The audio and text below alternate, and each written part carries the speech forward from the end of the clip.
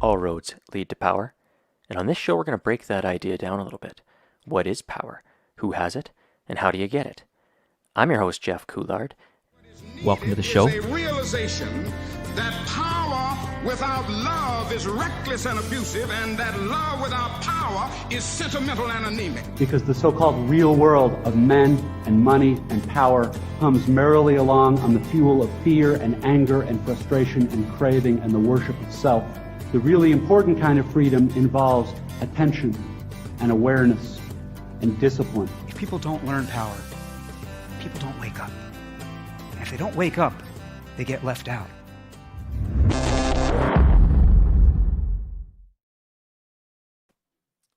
Okay, welcome back to another edition of Powerful. I'm your host, Jeff Couillard, and I think this is actually the first show that we're having in 2021. I took last week off in lieu of my birthday, which was the day before, and so I thought I would just take a little break from going live, but here we are back for another season, and I couldn't be happier to have today's guest on the show. His name is Guy Felicella, and he's got a fascinating story of addiction and recovery, and he spent 30 years or something. He'll clarify all of these details for us if the internet is not what it should be and gets us wrong, but 30 years in and out of jail and drug treatment and addiction and gang life, and 20 of those years spent within, I think, a 2-block radius on the downtown east side is what he was telling me earlier. So we're going to explore addiction because, as you know, I bring that perspective to the show quite often, and I believe that addiction and some of the patterns of addiction and the behaviors of addiction actually explain a lot of human behavior better than a lot of other theories, and so we might dig into that a little bit as well, but we're going to be talking about harm reduction and recovery and the intersection of those two philosophies and some of the things that we're doing wrong as a society that are perpetuating the very problems that we're trying to fix, things like bad drug policy and bad drug laws. So Guy, thank you so much for carving out some time out of your busy day to join me on the show tonight. Oh, thanks for having me, Jeff. Awesome.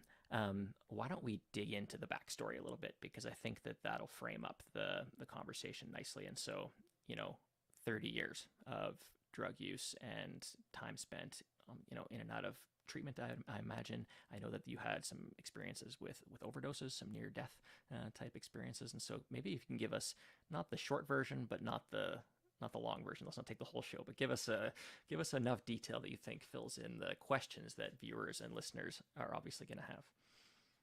Yeah, no worries. I dealt with a lot of trauma as a child.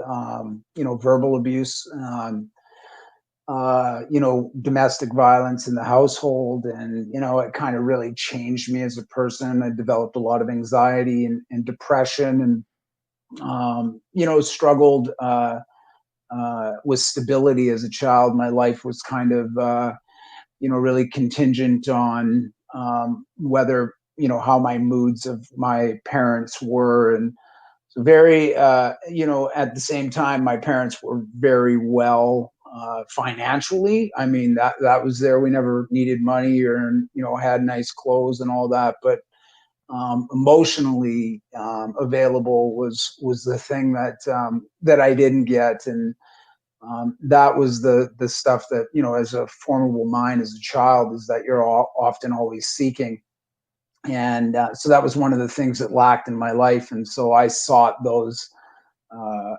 elsewhere and started acting out, getting in trouble in school. And when those things started to happen and the school started calling the house my parents, then that brought the public into it. And so that was kind of the shame that was brought to the family. And then what happened after that is that, I started being blamed for the issues that were happening in the household. And, if you can imagine being a young child, that's pretty hard to take. And, oftentimes when I come home from school on a Friday, my mom would take us all over to Victoria to, leave the circumstances in the household, but always consistently go back. And for me, it was, being in, women's shelters and going over to my grandmother's house to stay. It was just none of that stability. And eventually I started to realize that, if I was going to do something, I was going to have to take care of myself. And so I started running away from home. And then before I knew it, I was definitely lured to gang activity at a very early age. And, the draw of that was that there was something missing in my life and they were going to replace that. And even though they were most likely grooming me for, their purpose, it still at that age felt something that made me feel loved, made me feel connected, and then the substances started to come into play. And I often describe it to people that if I didn't find those drugs, I would have probably ended my life, because that was one of the things that kept coming back and forth was suicide a lot. Um, and then before I know it, obviously, when you're involved with gangs, drugs, and the street life, that comes with a certain amount of law enforcement. And before I knew it, I was incarcerated at a very early age at 14 and started using drugs at 12. And then my mom went to court, and she gave me up as saying to the courts that they could no longer handle me at home. And so the courts then took over the whole, put me as a temporary ward of the court system, which, to me, I didn't even know what that meant in the court system. But when I was being driven to the facility, I remember the probation officer telling me that I would no longer be going back to home. And, and the reason behind it. And they said, well, listen, it's probably a good thing in your life right now that you need to be separated from that. But inside it was the abandonment and believing that maybe I did cause this. When you start to hear it all so often, especially the verbal abuse, you start to believe really this is who you are. And I just never felt worthy. And so when I got out of jail, then the ministry failed and they bounced me around from school system to school system to group home to group home. And I started running away from that. And so, and I'm running away, and I always said I was just running away from pain, or I was trying to run away from myself. It was gotten deeper into drugs, deeper into gangs. And, before I know it, I'm involved deeper than I'd ever wanted to be, especially in the gang life. Being targeted by Gang Squad in Vancouver at that time was very challenging. And, I described them as probably just the same thing as a gang. Their intelligence, these guys were ruthless too. So, you have that back and forth with them. I started to really get angry at society, long glances looking at me for being a drug user. And it just became to one of those places that I'd started to isolate so much. And, I was venturing into the downtown east side at a youth as well, and started selling narcotics there. And then, eventually, when the bullets started flying in this gang lifestyle, I was just horrified. For me, I was like, this is not what I signed up for. And I was never in a gang member, but I was a gang associate, and that still comes with the same risks. And so eventually, and even the drugs they were giving me, I was doing so much drugs, and they kept saying like, hey, we can't keep giving you these drugs. And he keep coming back and getting more drugs and not paying for it. And I remember even the guy that I was working for, he was a real nice guy. To me, he just said, listen, I'm going to take you to detox, man. You really gotta stop this. And from then I just kind of floated into the downtown east side. And really, from 1983 to 1993, I was pretty much a visitor in the downtown east side, in and out. And then from 1993 to 2013, I was literally, homeless and consumed in a 2-block radius in the downtown east side. And really, my life started to unravel rather quickly. And, I didn't come from poverty, but my addiction put me in poverty situations. And I think it can work both. You either struggle with poverty or you can fall into poverty with substance use. And my whole life revolved around using drugs. Obviously in the 90s, I survived the HIV crisis, the overdose crisis in the 90s, then, survived 20 years of being homeless and being incarcerated throughout the years. And and surviving 5 osteomyelitis bone infections, 4 in my left leg, 1 in my back, having to learn how to walk again. I mean, astronomical odds against somebody surviving this. And then, in 2012, when fentanyl really started to hit the streets, I overdosed and 6 times in rapid succession in 9 months. And I just got to this place in my life. My last overdose was February 18th, 2013. And when I woke up, the nurse was crying. I started crying. I asked her why she was crying. She said, because, you were gone for like 10 minutes. We just didn't think you were coming back. And I just, all these moments that happened throughout my life, it was just overwhelming. And I just realized at that point that I was either going to, die in my addiction, or I was going to die trying to get out. And I knew the risks of trying to get out. And, but I was going to die where I was at regardless, and, or either spend the rest of my life in prison. 2 things I didn't want, and 2 things, obviously I hate prison, but to die, I'd probably hate more. And, I left the downtown east side with 1 set of clothes on my back and a pair of sandals, and, went to an outpatient treatment. I mean, I tried treatment for my whole life. I was always trying to get off these drugs because it was painful. And really what I'd come to realize is the drugs that saved my life as a child, and they really did. They saved my life. Because I don't believe I would have just ended my life. But those same drugs, decades later, were now trying to kill me. And when I saw that, you're kind of left with a, like, what do I do? It's like a bad relationship. Like, how do I get out of this? And, I battled to live on this earth, for those, just to persevere through the amount that I had to persevere through to get to a place, just to survive all that. But then to actually have to go and then try to rebuild your life. I mean, the system sure doesn't make it easy for anybody. And Can I ask what do you attribute your survival to? Because a lot of people don't survive. Like, I imagine, I don't know the statistics on it, but that seems like that's a pretty long run in that lifestyle. And from infections that took you to the hospital to overdoses to just gang life in general, like, what do you attribute your survival to? What contributed to that? Either, I guess, your own personal characteristics or elements of the system, whether or not it's not a formal system, maybe it's part of the informal support networks and systems. What do you like? Are there things that you can point to and say that saved my life for sure? In the same way that you can point to drugs and say that saved me as a child and was only later became a problem. Are there things that really saved you, where you attribute to survival? Without a doubt, 100%.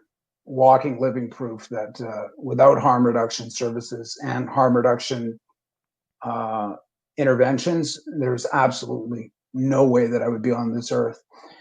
And when you realize that, and I mean, listen, you get beaten into the ground, and to have something save your life, to give you the ability to have the life that you have today.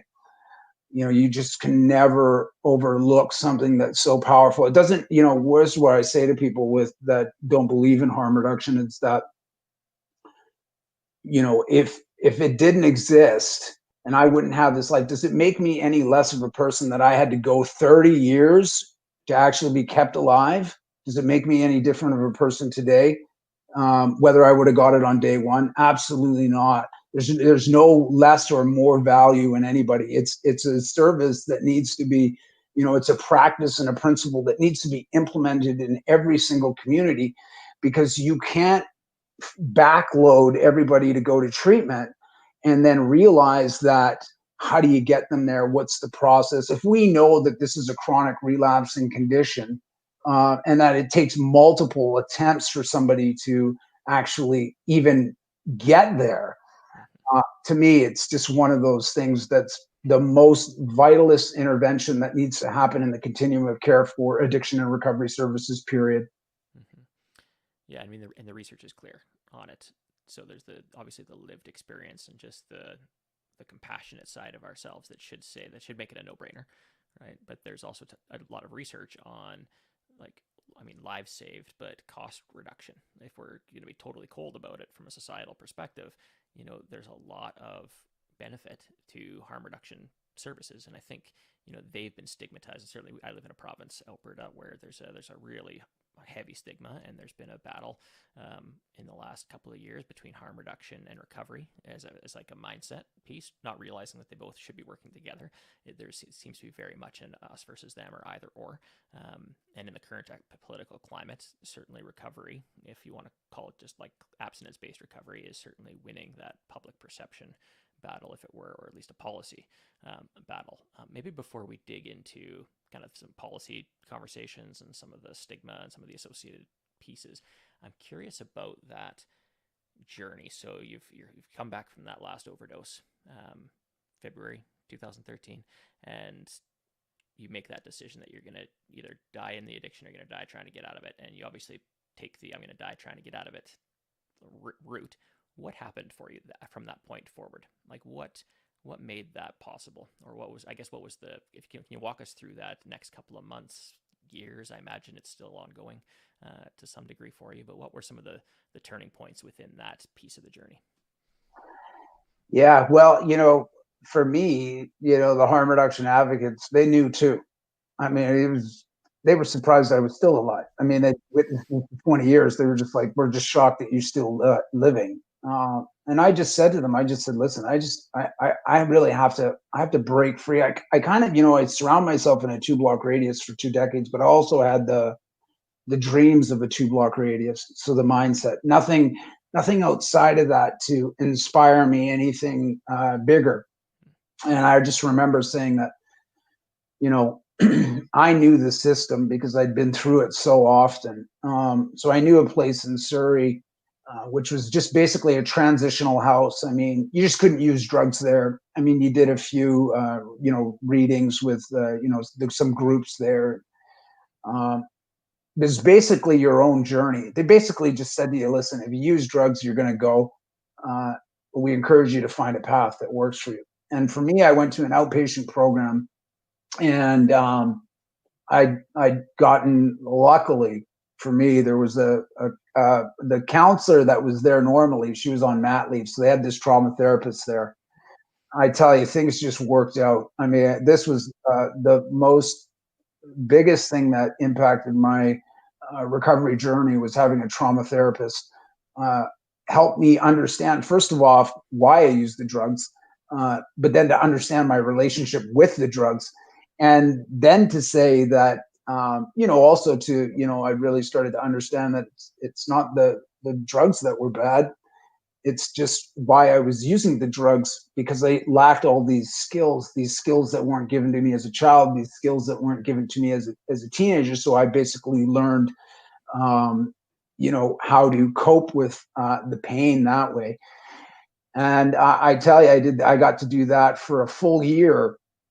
And it just really cemented, it gave me some self-worth, and then obviously as well, I was going to some outside meetings, and I met a guy who's now my father-in-law, but back then, he saw me at a meeting, and he saw me with one pair of sandals. He didn't even know me. He saw me with a pair of sandals at a meeting in the winter. And I think it was about 3 times that he'd saw me, and I just kept coming back to this one meeting with sandals on. And he came up to me and he just said, hey, do you mind if I take you out after the meeting? I'll take you out for breakfast. And do you have shoes? And I remember I was so embarrassed because I didn't have shoes. And I said, well, listen, no, I'm waiting for my check to come, which was income assistance. And I'm going to go buy some. And he just said, oh yeah, cool. He says, well, hey, can I take you out for breakfast after the meeting? You want to go out for breakfast with me? He introduced, my name's Ron. And I said, yeah, sure. And we go out for breakfast. And then he says, listen, takes me to a store and buys me some shoes and some clothes. And I just told him, I said, hey, listen, I can never pay you back. I spent like $400. And I just said, I just don't, it's not something. And he just said to me, he says, listen, if you stick around and you'll understand one day. And that's all he said. And we just became friends. And then I met his daughter, and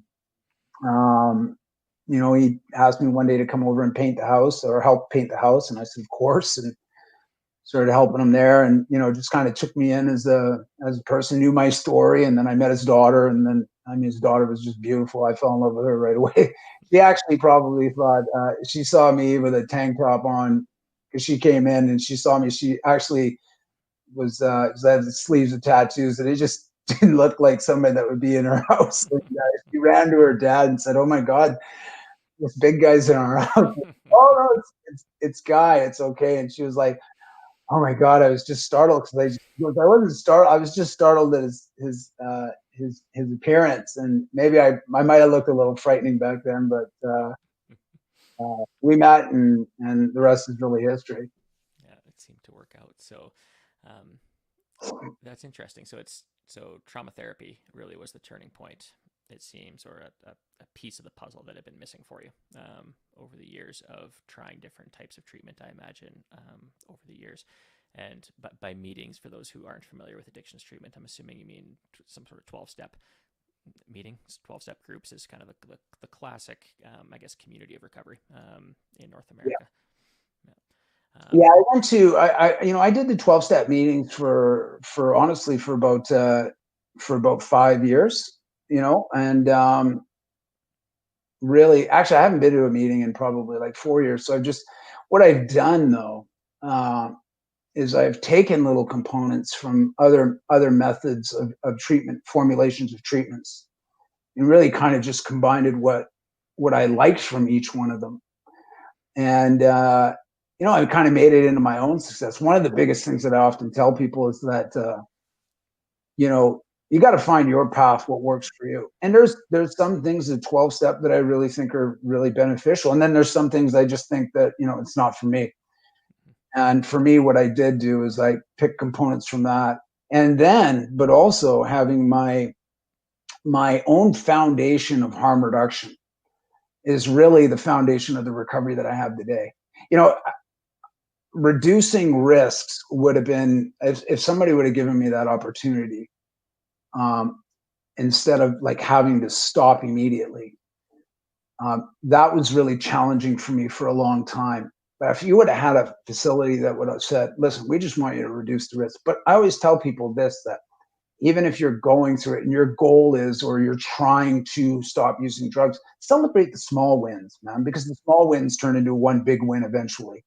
And I started to celebrate, like, "Hey, you know what? I only used 6 times today instead of using 10." Those were big steps in moments and movements in my life that really got me to a place. People used to always say to me in the downtown east side, because I'd always be up at the on-site detox, there's 2 lineups to the injection site, one to go and inject drugs at 9 a.m. and one to go into detox at 9 a.m. And both are packed. I mean, you wouldn't know which line it is, but I fluctuate back and forth from line to line. People used to always say, "What do you keep going up there for?" I go, "Because I got to keep doing this. This is what I'm trying." But people were like, "Man, dude, I give you A for effort. You don't quit." And that's the same kind of thing that I had. I just, I refuse to give up. And even my broken dreams, those dreams can be repaired, and they were. And my life's, pretty darn good. But my life is really contingent on the support of people around me. I think that's very important for people to understand, is that you really want to surround yourself around people that support you and love you for who you are. And don't listen to the ones that don't. Yeah, I think that's such an important point that I think maybe mainstream society doesn't really appreciate, is there is a very we've very much individualized addiction, right? It's Guy and his addiction, as opposed to kind of our addiction as a community, right? And our responsibility, and the notion that addicts are somehow, like, I guess we were talking a little bit before we went live about different paradigms of addiction and ways of looking at it. And there's the addiction as choice model, where it's, you're just morally weak, and you don't have the motivation that you need. You just need to pick yourself up by your bootstraps and make better choices. That kind of choice model has shifted, I think, over into more of a disease model at large, at least in the healthcare system. We'll call it a disease, but then we won't really treat it like a disease, right? Because, if somebody relapses from cancer, we don't say you don't get more treatment, right? Those types of inconsistencies, maybe with the approach with the disease model. My paradigm is somewhere in the middle. I think it's wired into us as human. I think we're all susceptible, depending on our degrees of trauma. in our life, and that I can look into my own life. And although you wouldn't necessarily classify it as an addiction, it's a behavior that has short-term benefits with long-term negative consequences, right? And I think all of us, if we're real with ourselves, have things that we want to change because they're not really working for us right now. And so I think it's a spectrum much more than it is black and white, which that's a conversation we can have. But I love the kind of the fact that you went and built your own recovery model, because something that I focus on a lot in my work when I'm working with programs and centers and treatment kind of systems is like a one size fits one approach to addictions treatment, as opposed to this one size fits all, this abstinence or nothing, or this harm reduction with no access to more support, with this the ability to really connect with what's meaningful for the individual and provide that type level of service. I think is, I'd love to see, that's a pipe dream of mine that I'd love to see down the road, is a much more responsive addictions treatments services in general. Let's shift gears a little bit, if you're okay, to talk about some of those bigger picture issues around addiction, some bad drug policy. Let's start there. Let's start with some of like how we treat kind of the drug supply. I know is something that you're passionate about, and just generally speaking, what's wrong with how we're viewing addiction from a macro level, from the kind of 30,000 feet. Well, I think, you have people that are struggling with addiction, and you have people that use drugs that don't have a substance use disorder or an addiction issue, but everybody's at risk right now with the contaminated drug supply. So anybody that uses drugs is going to, is at risk of overdose and dying. So one of the things that's really causing, oftentimes we look at the contaminated drug supply. It's really the drug policy that's killing people. Implemented through laws and discriminative laws against not only Indigenous people, but people of color, and anybody else in between that uses drugs. These laws are based to really control populations of people. And really who's impacted the most is people who struggle with poverty, Indigenous, Black people, people of color, people with homelessness. And it's rooted in its rigid policies that doesn't allow us to actually implement strategies such as a safer drug supply or a regulated drug supply to actually help people be removed from this market. It's also fueled gang violence, housing unaffordability, addiction, overdose. It's benefiting the illicit market so much, and it's costing us as a health system boatloads of money with, first in the 90s with HIV, hepatitis C, infections. And I mean, the antibiotics that I was on, we're talking, these antibiotics had to be pumped into my heart every 4 hours for 3 months. There's not something that goes into your vein. They directly put a PICC line to go directly into your heart, because if these drugs don't get in there, you're going to die. And these drugs aren't cheap either.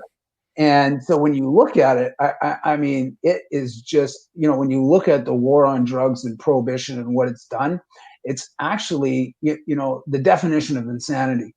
I think it's Albert Einstein doing the same thing over and over again, expecting different results. We're way past that. We've just gone so far beyond that. And yet, also the mass incarceration. And it's not about rehabilitation, it's about incarceration. So nobody gets rehabilitated in jail.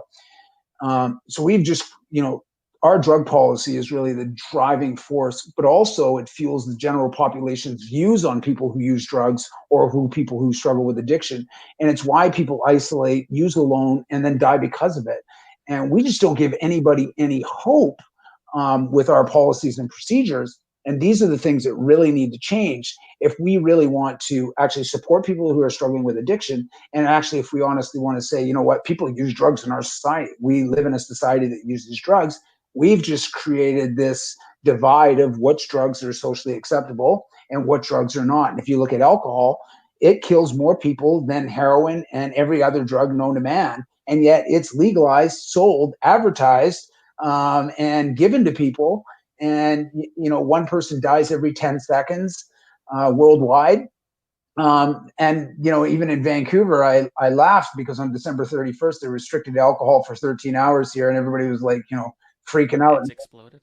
Yeah, and I was just like, "Hey, welcome to the real world. Look at the illicit market where people are struggling to get drugs. We can't even get safer drugs, and you guys are complaining over 13 hours." But yeah, so our drug policies really have to change if we really want to look at not only ending overdose, but eventually,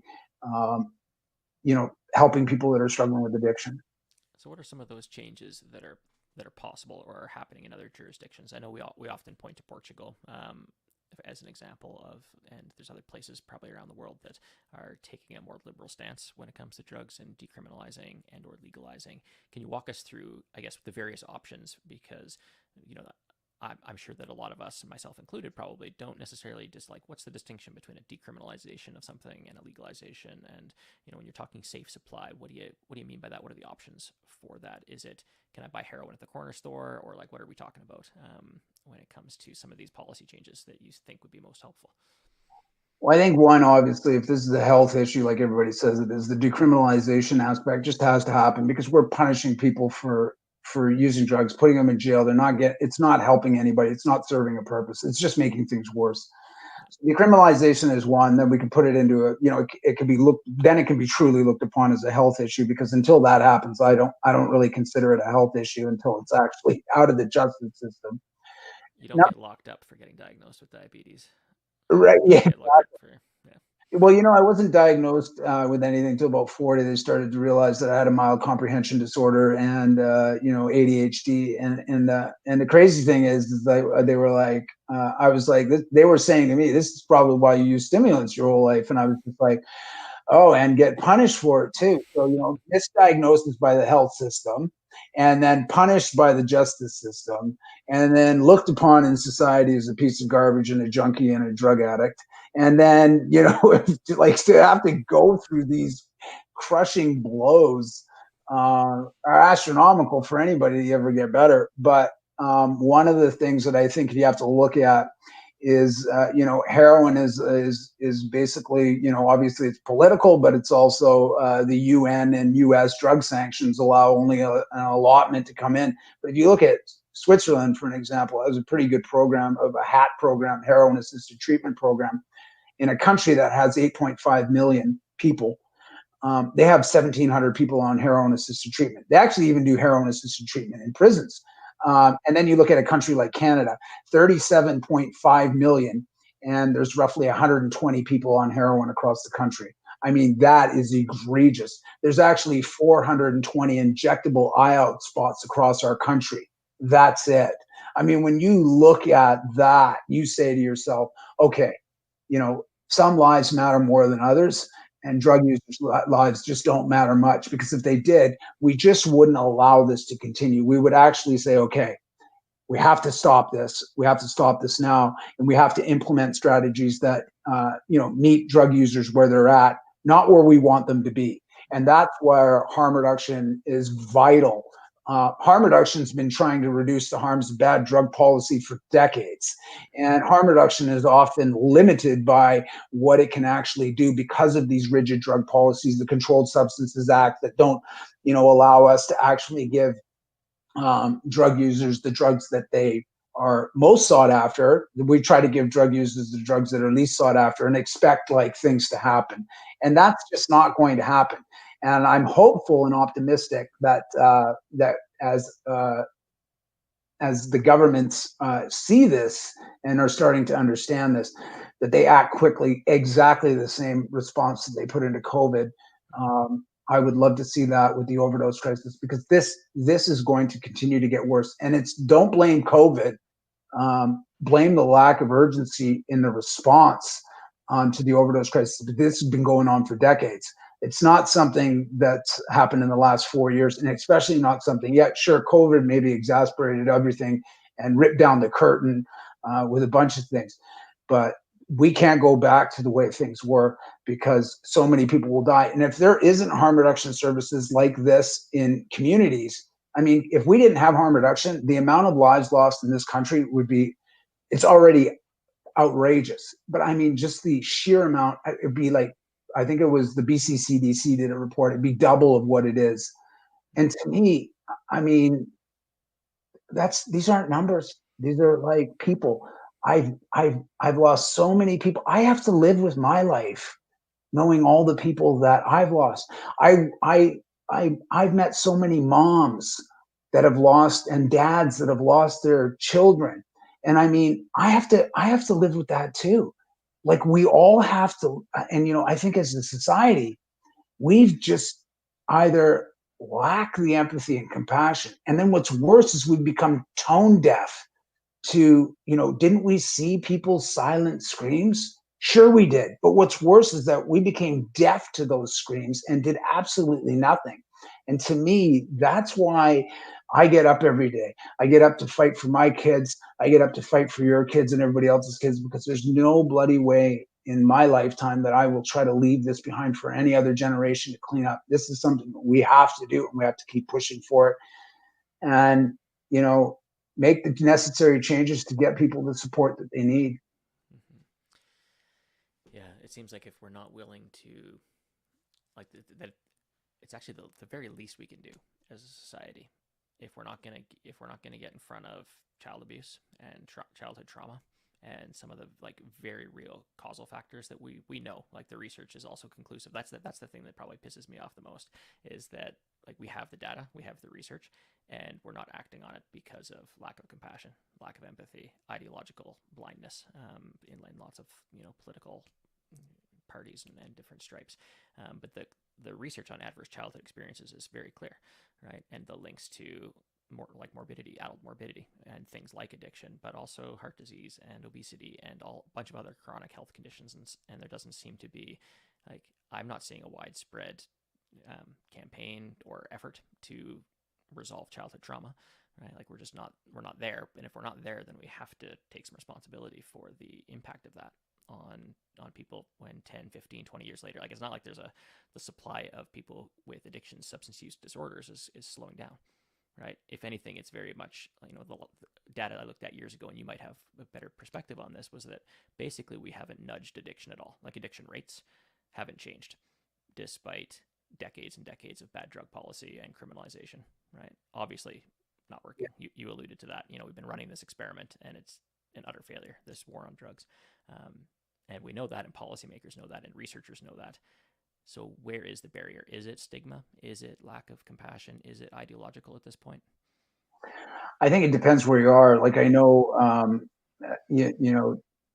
if you look at Vancouver or BC, they often say that British Columbia is does British Columbia compare itself with the rest of the country and saying, well, we're doing it better than everybody else? I think you have to compare yourself to the rest of the world and start looking at models that have been successful with decriminalization or also heroin assisted treatment. Start comparing yourself with, Switzerland and Germany as their heroin assisted treatments out in that way, in that regards, and then really break down the rigidity of the barriers to allow a country to. I think Canada needs to move quickly on a domestic supplier and make their own heroin here. And I bet you, 30 years ago or in the 90s when Switzerland moved to, they went from enforcement to just give them the heroin. And, probably the laughing stock of the universe, right? They don't look too bad right now. Those bold moves paid off. And I often wonder if Canada thinks the same thing. They don't want to be looked upon as the laughing stock for doing something like that. But listen, one day, it doesn't matter whose watch it is, but I'll tell you right now, the government will be accountable to this crisis. All governments that have let this go past and continue. It's a dark Canadian history that will be unveiled one day in the future, and I don't think it'll be that long before people look back and go like, how could you let this happen? Like, and do not, what were you thinking? It starts to look like negligence when you know better and you continue to do it. Like if It there's an individual in the court of law and they were asked, did you know that it was wrong, but you did it anyway? It's pretty damning. Yeah. Yeah. What do you So you've shifted gears, obviously, and you work in a few different places. I read on your bio you work for, or what are you doing professionally, or what does your professional life look like when it comes to this mission that you're on and this purpose that's driving you? Well, I have an amazing jobs. I work for the Provincial Overdose Response Center here in BC, but I also work for the BC Centre on Substance Use, and then also Vancouver Coastal Health Regional Addiction Program. So it puts me in a really wide range of levels of policy, health, and government, and to understand the complexities that exist that implement strategies to benefit people who are struggling. And so I've witnessed the movement. I mean, even if I look back on my life, I mean, there was no harm reduction in the beginning. It wasn't even a word until the '90s, early '90s, and today where I see, uh, you know, at least this government that's in place right now has done much more than any government in the past. And so we've come a long way since the early '90s to where we are today. We still have a long way to go. Um, and then I also have my own consulting business where I do public speaking, um, on a wide range of topics, but especially, trauma, mental health, addiction, recovery, and harm reduction. I blend both my recovery as being, the foundation is harm reduction. And so I offer that perspective. I'm not all in on one or all in on the other. I'm all in on all of it. And really, it's up to the individual where they want to go. I just lay out options for people. And so, and I also, I'm involved in a bunch of the school systems here in BC. And that's been phenomenal. I never tell kids to use drugs. Even kids come up to me and, after I do a talk, there's like a lineup of kids to talk about their struggles with drugs. And I never tell kids to use drugs. I never encourage anybody to use drugs. However, if you are using drugs, I definitely tell you how to use them safely. And so what we've done in the school system out here in BC is we've shifted the approach from, drugs are bad, don't do them, to, hey, you know what? There's lots of different reasons why people use drugs. What's the reason why you use them? And let's find out if it's problematic. And if it's not problematic, then hey, listen, we just want you to use them safely. And I tell you, the response is just amazing. So that's really exciting. It's probably one of my biggest passions because uh, stigma starts early, and especially our children feel it, and that's the driving force of isolation in our youth. And then if we come with this all-in approach on, don't use them, they're bad, don't try them, don't experiment with drugs either. If you want kids to actually use drugs, just keep telling them not to do it and that they're bad, and then guess what, they'll continue to do it, but they won't tell you. That's the problem. I walk into a school, talk to a kid for an hour. The counselors tell me they tell you more than an hour after you've come there than they've told me all year, and it's because you're relatable to them. And I've done, it's probably one of my favorite works is because, our youth are going to be the leaders one day, and I want to break down those silos of stigma so that substance users, if they use drugs, that they don't have to hide and isolate. And if a substance user is using drugs and wants to stop using drugs and is struggling with addiction, they don't have to hide either. And it's easier to put your hand up and ask for help, because we just silence people from talking about it because we shame them and condemn them for having an issue. And really what we forget to look at is that, we care more about abused animals than we do human beings. And to me, if that's what's going on for many people in our society, man, that is just messed up. And, I want people to understand that behind everybody that's struggling with substance use, trauma is the main driver behind that. And if any child we'd witness in our lifetime being abused sexually, physically, verbally, we would do anything to jump in and protect that child. Well, guess what? That person that's 23, they fell through the cracks, and now they're struggling and using drugs. But instead of offering up that compassion and that hand to support them. We sit there and punish them. And then we talk at them and tell them that they need to get off the drugs and stop using the drugs because they're bad. And that just drives them further into their substance use. And then it sure doesn't help them. You know, if you have to go through the process to go into treatment and it's astronomical, you may do it once. And then when it doesn't work and you got to go back and try it again, you definitely don't. It's very, very challenging. You're singing my tune. We inherited, so the program that I worked at for most of its history was actually a youth justice facility, and so it was an open custody facility, foothills of the Rocky Mountains, kind of a work camp for juveniles. That funding shifted in the early 2000s. That program went away, and an addictions treatment, a voluntary addictions treatment program started up, but still had a lot of the same mindset and a lot of the legacy kind of leftover attitudes around the population, because it's kind of the same kids, right? You just swap them out from you're here because you got caught doing something, or you're here because you're, voluntarily in addictions treatment as a youth. Isn't that often that voluntary? It's usually, there's a lot of pressure involved from somebody somewhere with power is trying to get you to change something. So kids would show up and they would inevitably, because it was voluntary, at some point would choose to leave. And for a while that was framed as a failure, but not the program's failure. It was framed as their failure. They weren't ready for treatment.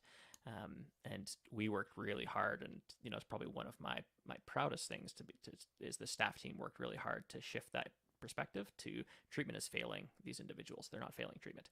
What do we need to change? What do we need to do? And that was really the genesis of the one size fits one approach, where this isn't a bus that you get on that takes you from A to B, because that doesn't work for anybody. You end up with an average program that's mediocre at best, that is trying to be everything to everybody, and it's nothing to anyone. And I see that repeated over and over and over again. And so, lots of different ways that we could go with this conversation, and we could probably do a round two and have just as much to talk about. I'd like to touch a little bit on, you mentioned shame, and I really think that if we're going to call addiction a disease, that it should be a shame-based disorder. Like, that's the roots of it. There's lots of good research out there on that as well, and I think lots of lived experience that points to shame as a very strong contributing factor to addiction. And with that shame comes a sense of powerlessness and hopelessness. And I think that that's as bad or as deadly as the drugs themselves, is a sense of hopelessness.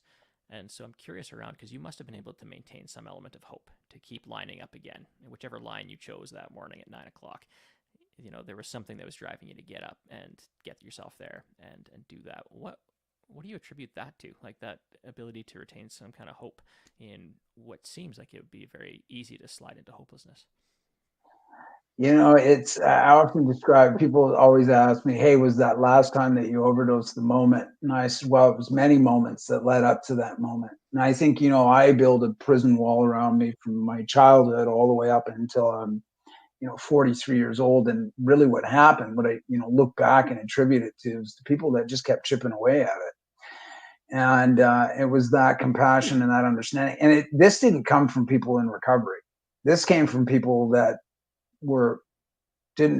just were trying to keep me alive. So your drug dealer took you to detox, or like pushed you towards detox. So that's a different narrative. I think a lot of people would not assume that a drug dealer would, have that level of compassion or empathy. Yeah, I mean, they even saw me as like, okay, well, I mean, there's probably a couple things going through their mind. They were like, man, this guy, we just keep giving him dope and he keeps losing our money, so we gotta get this out. They were really good. And, I even a lot of the drug dealers that knew me in the downtown east side, they, when I was on outreach, they would come up to me and just be like, oh man, like, unbelievable. They were overwhelmed, giving me hugs, telling me like, man, this is so much better to see you like this.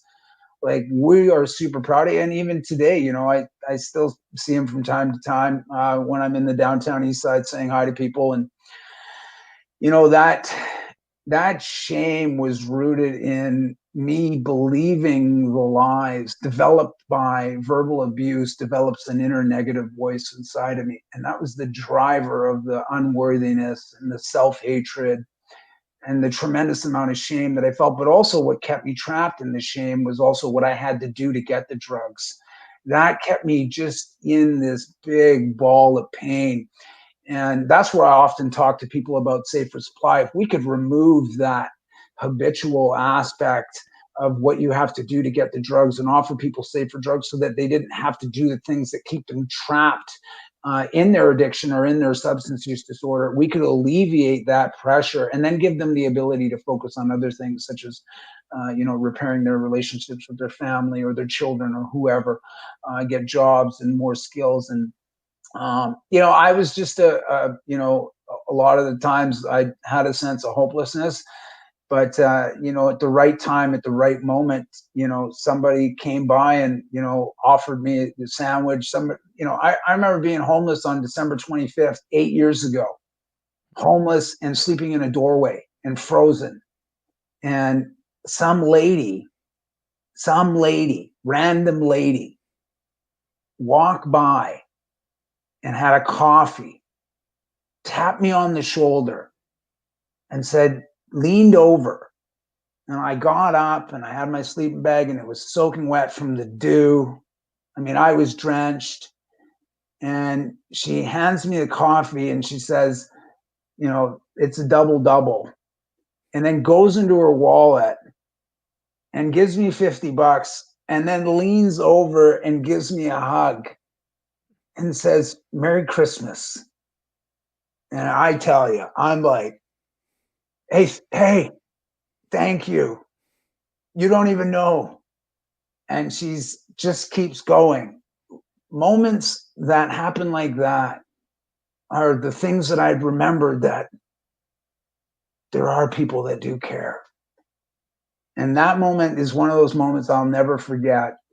And the same moment at the February 18th, when the nurse, Sarah, who actually works as a nurse in Alberta now, when she was in tears, I mean, that just crumbled everything. And at that moment, I was ready to do something, to try another avenue. And, it's just so many, it's that when people show that you're a human being and that you do matter, I tell you, because I beat myself. I'm the worst guy for making mistakes and beating myself up for it. I just don't need anybody else to do it for me. I'm already. Nobody else will be as hard on you Yeah, as you are. I mean, I'm talking about I want to jump off a bridge. And then I'd also too, I'd heard all the negative society voices and how people viewed me as a person that used drugs. I mean, I had to deal with all that my whole life. But I always tell people, it's like, listen, I heard it my whole life as a child. So, really what I didn't understand in the beginning is obviously what I went through as a child was actually going to help me later on in my life as getting out of it, as the abuse that was going to come from our society. And I just got to a place, thank God there was people that did care about me. And those are the people that I asked for help and they helped me. And, the many attempts, we're talking 30 years to actually get 1 year sober. 30 years it took for me to get 1 year. 30 years. You know how many times I tried treatment, to go into treatment? I'd do some, I'd be gone for 3 months. I'd leave, come back, go do another one, 2 months, leave, come back, go. I tell you, so many. And I never really, I always thought it was a failure because people always said it was a failure. But when I look back on it, I was like, man, are you crazy?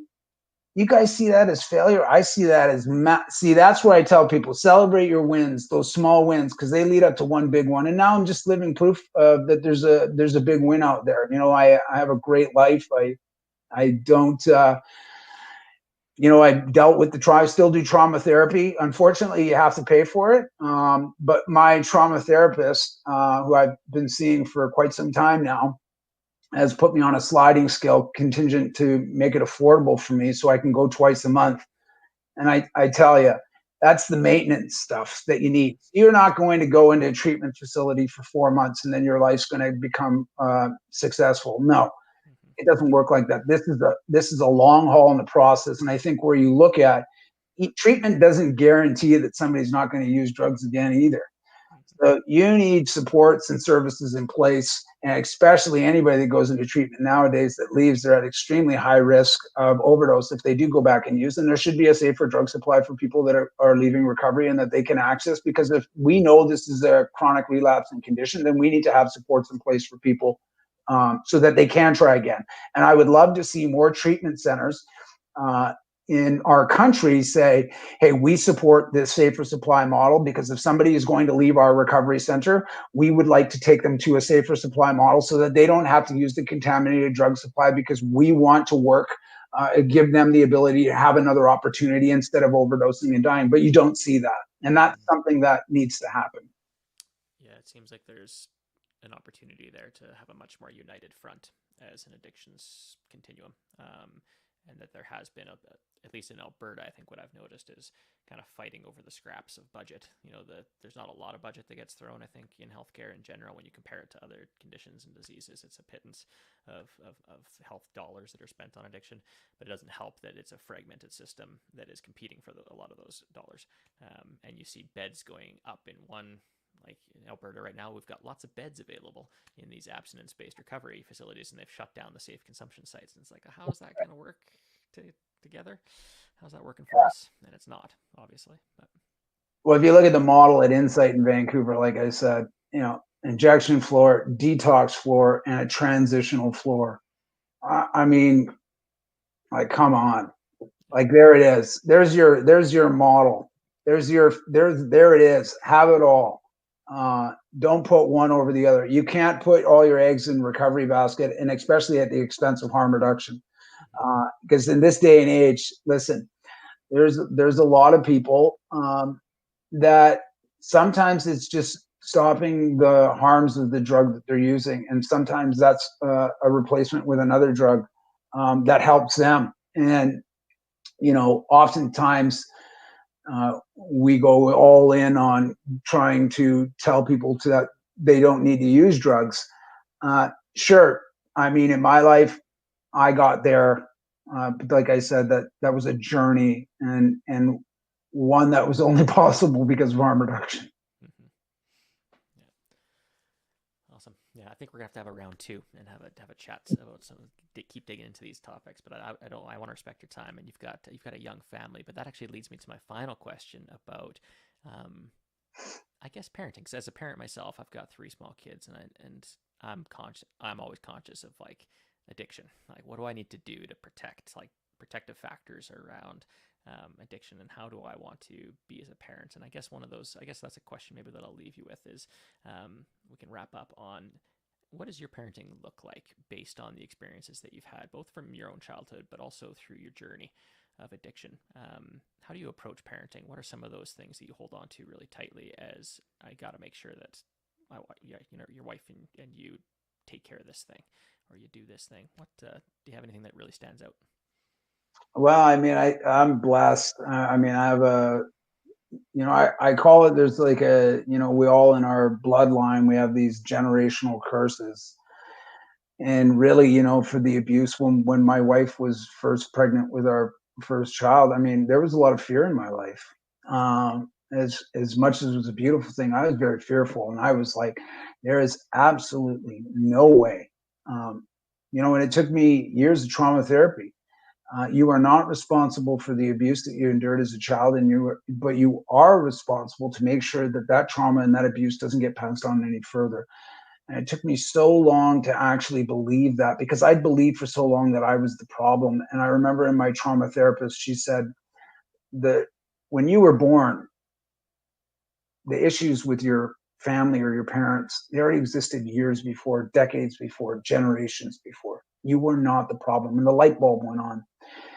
And so for me, when my son was born, what the greatest gift with having my kids is that the childhood that I really missed out on, especially emotionally, don't show emotion, don't cry, don't do that. I mean, I'm kind of like the Disney dad. My kids have an open platform. If they're not having a good day, then they can have a bad day. I'm there emotionally for them. I'm reliving my childhood through my own children. And then also too, my kids, we go into the downtown east side. They know that they are very privileged. They, when we see people that are sleeping on the streets, my daughter is, she sees it. And I remember her asking me, Dad, how come somebody's sleeping on the street? And I just explained it to her. Those are learning moments, teachable moments where you say, listen, not everybody has a place to live. It's very expensive. People have different circumstances in their life, trauma, poverty. You live in a very good life. You have a bed and you have a family, and these are valuable people in our community. They're just people that have different circumstances in their life. And I remember we parked back because we have this favorite breakfast place in the downtown east side that we go to. And when we went, this was before COVID, obviously, but when we went back, the person that was sleeping on that street where we parked, they weren't there. And immediately my 4-year-old, she was 3-year-old at the time, she jumped out of the van. She jumped up and down. She said, Dad, the person that was sleeping on the street, they're not here anymore. It means they got a bad dad. And I just looked at her and I said, Gia, if the world revolved like you and how you talk, we'd be in such a better place. But really what it is that it's, you just have those teachable moments with your children. And obviously my kids don't even, my wife said to me, they probably just noticed them about a month ago because they never said anything. They don't see tattoos on they just see their dad. And one time we were at Pigeon Park and we were handing out sandwiches, and they were eating their peanut butter sandwiches at Pigeon Park. I mean, you got a lot of stuff going on at this park. I mean, you got people selling cigarettes, probably people selling drugs, et cetera, et cetera. Your kids don't see that. They're just there with their parents eating their sandwiches, looking at everybody. To them, there's nothing wrong. It's really what happens to us as we get, filtered from societal beliefs that filter into us, and then we become biased and judgmental. And so, yes, I will definitely, when my kids are at the right age, to talk to them about substance use. And listen, kids are going to experiment. And I know that. And so I'm going to definitely tell them, basically, hey, if you're going to experiment, let me know. It's all good.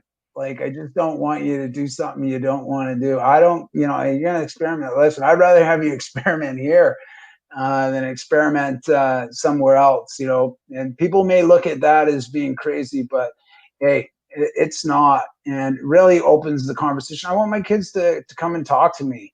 I want to be not just their dad. I just want to be their best friend as well. And I want to have that open door. Like, listen, I knew when I was going to have kids, the chances are that they're going to experiment to use drugs. So I'm going to reduce those risks that they are going to experiment, and definitely make sure that they're educated to understand what's out there. And, what drugs are probably the best ones if you're going to experiment to start with.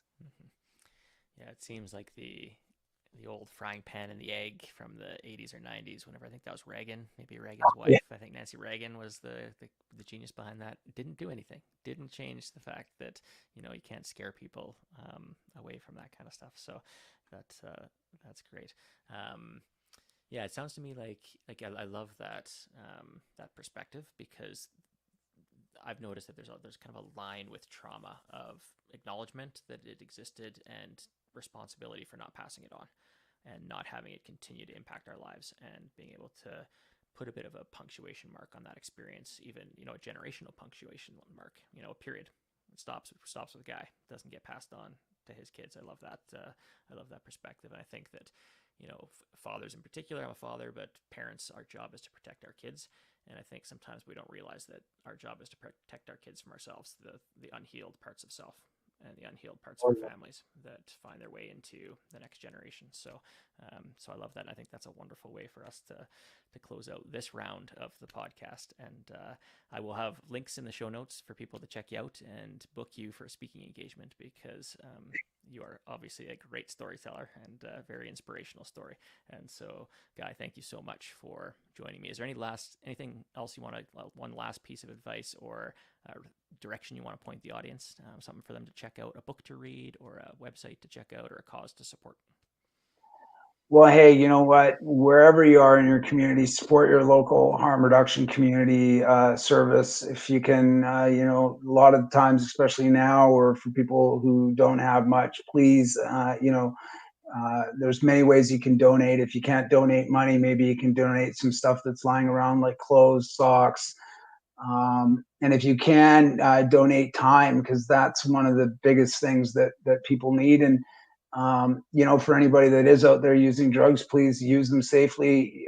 Use it in OPS, and if you don't have that, use with a buddy, and just stay safe. And if you are struggling with using drugs and trying to repair your life, then hey, I know the battle, and keep battling, and reach out. It's um, there's no shame in that.